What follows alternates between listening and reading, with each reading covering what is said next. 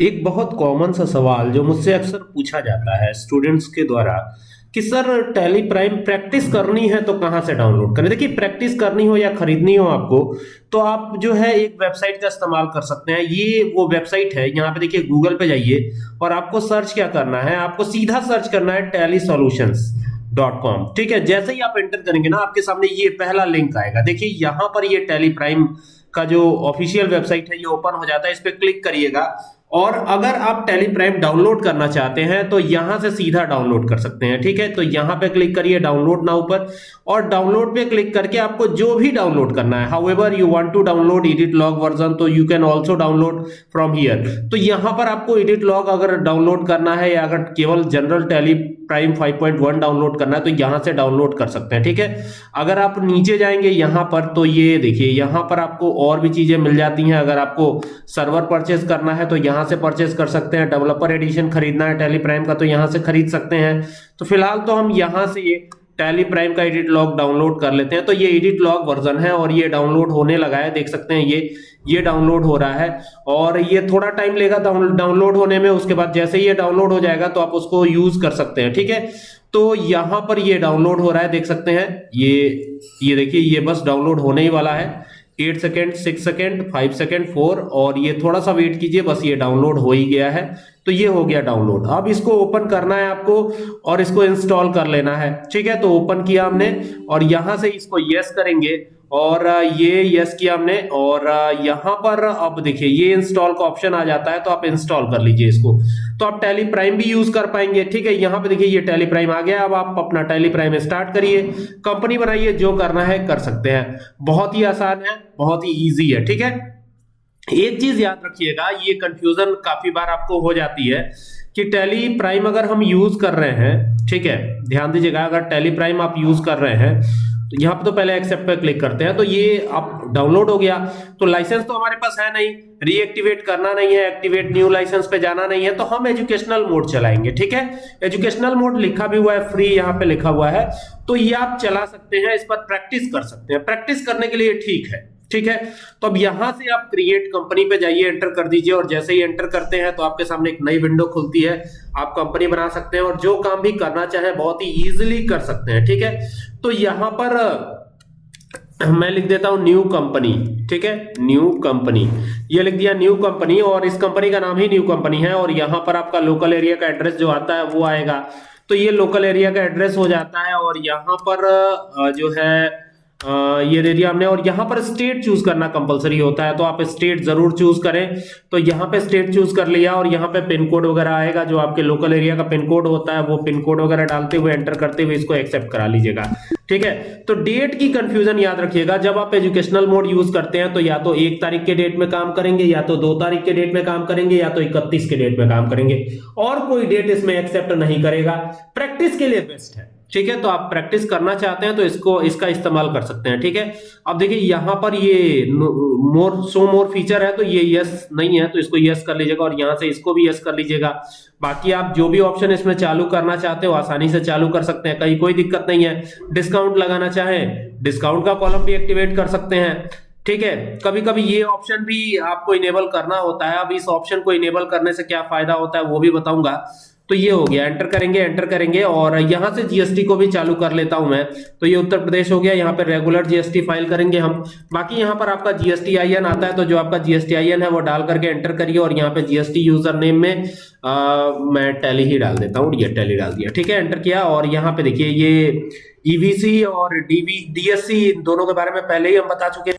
इसका एक ये फायदा है, यहाँ पे देखिए ये पहले कर लेते हैं हम, ये यहाँ पे जाके और इसको भी यस करना है आपको, यस करके एंटर करिएगा। और हम चाहे तो स्पेसिफाई कर सकते हैं या क्लासिफिकेशन बना सकते हैं। मैंने दोनों बताया आपको, क्लासिफिकेशन कैसे बनाते हैं और स्पेसिफाई कैसे करते हैं, तो फिलहाल स्पेसिफाई कर लेते हैं। और यहाँ पर जो 8 अंकों का एचएसएन कोड आता है वो आएगा, और ये 8 अंकों का एचएसएन कोड हो गया। बाकी डिस्क्रिप्शन यहाँ डाल सकते हैं और स्पेसिफाई यहाँ पे कर सकते हैं आप।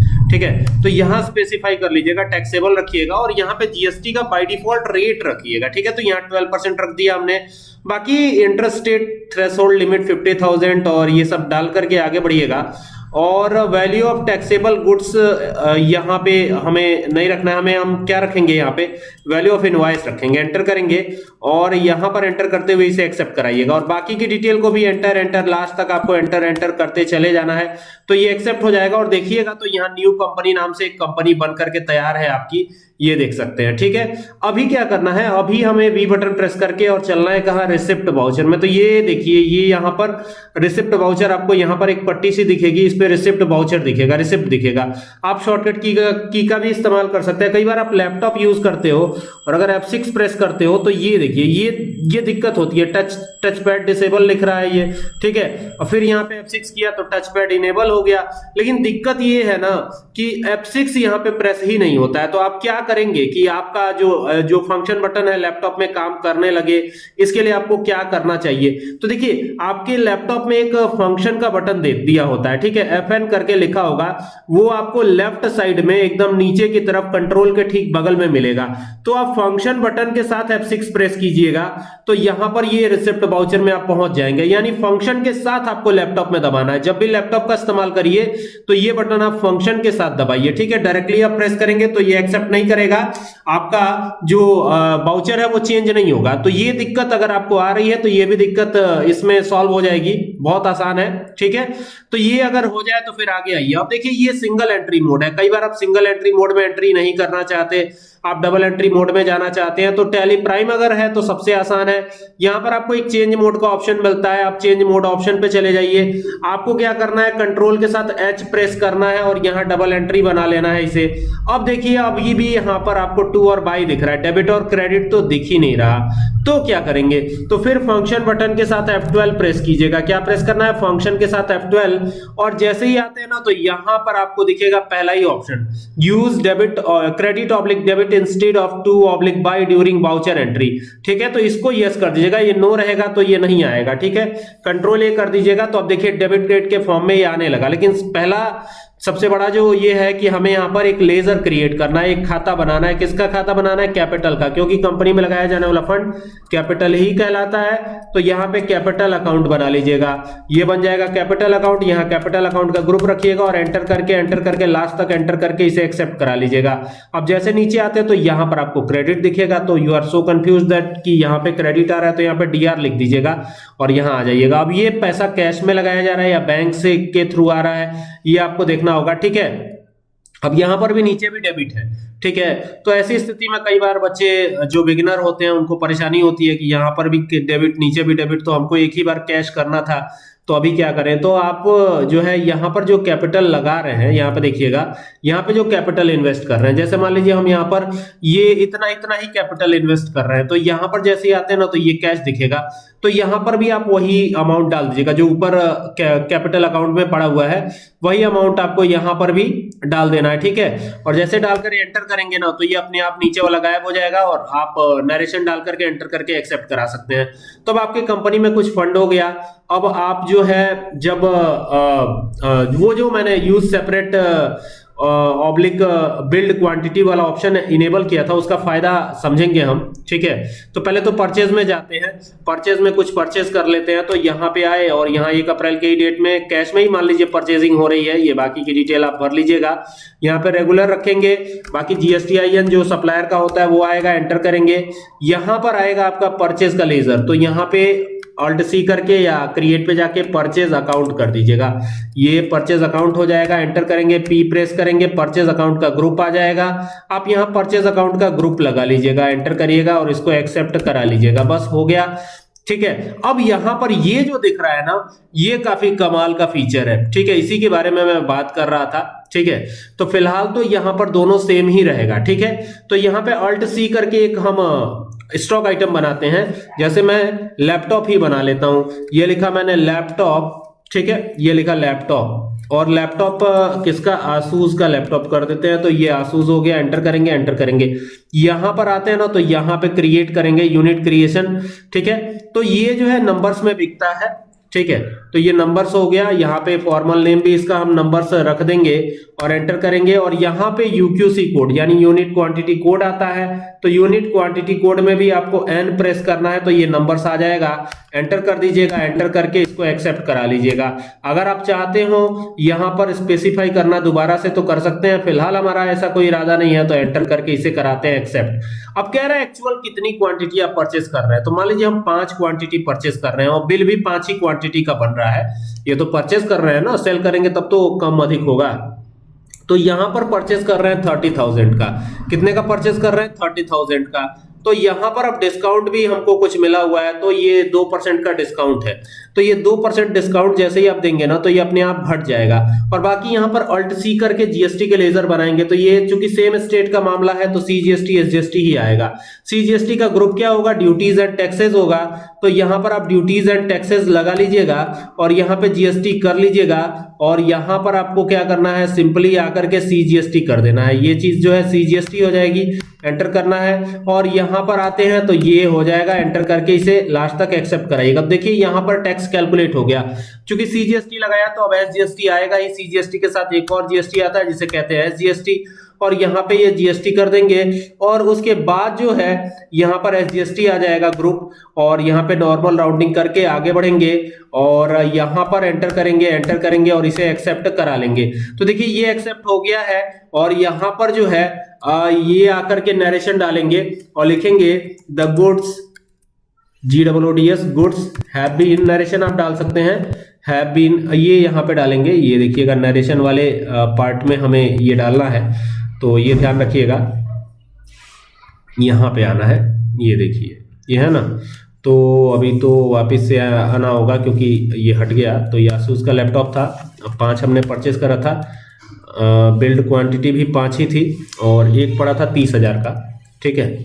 बाकी तो जीएसटी तो अपने आप ही कैलकुलेट हो जाएगा।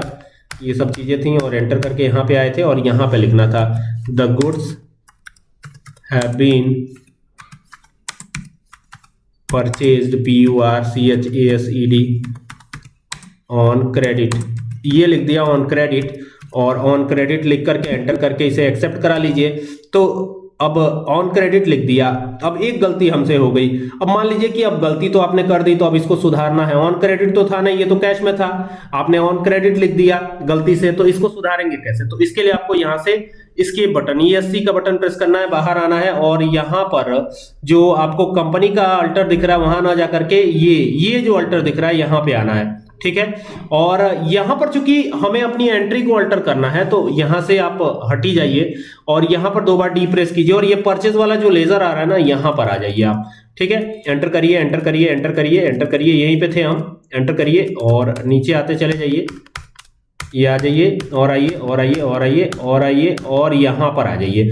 और अब जो है आपको राइट एरो की प्रेस करनी है अपने कीबोर्ड से, जो आपका लैपटॉप का कीबोर्ड है या डेस्कटॉप का, और ये क्रेडिट हटा देना है। यहां से कर दीजिएगा कैश, ठीक है, और कंट्रोल A कर दीजिएगा ताकि एक्सेप्ट हो जाए। तो अब ये सही हो गया।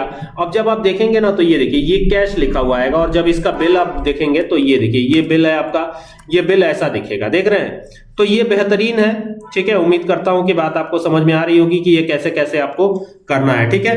काफी इंटरेस्टिंग है। अब जब वो जो फीचर हमने चालू किया था उसका मतलब अब आपको समझ में आएगा। तो यहां से पहले वाउचर में चलते हैं और सेल्स में आते हैं। तो ये आ जाएंगे सेल्स में, और सेल्स में भी हम कैश में ही रखेंगे। ये सेल भी हम कैश में ही कर रहे हैं, ठीक है।